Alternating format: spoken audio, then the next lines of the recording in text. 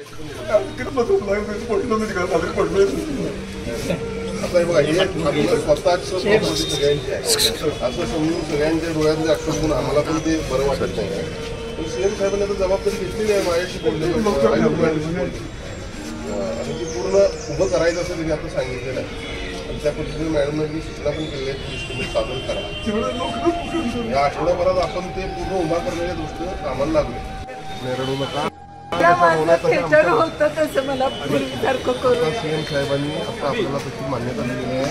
आता इस्टिमेट तयार करून पाठवायला सांगितलेलं आहे. 8 दिवसात सीएम साहेब त्याला मंजुरी देणार आहे.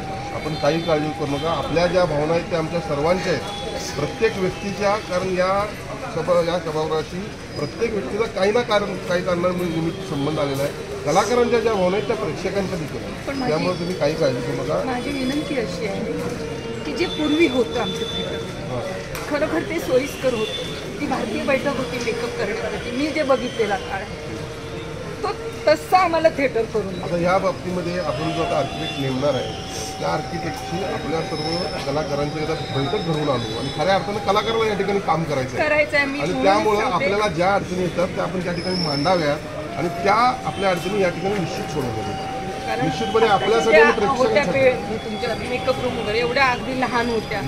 स्वच्छ अशा ठेवा, जपा असा ठेवा जो आहे तो जीव तोडून जपा. आमच्याकडून टॅक्स घेताय ना, त्या टॅक्समधनं करा तुम्ही हे काम. आम्हाला काहीच सुविधा मिळत नाही. नक्की आता इथून पुढच्या काळामध्ये हे चांगलं कसं चालू आपण बघू.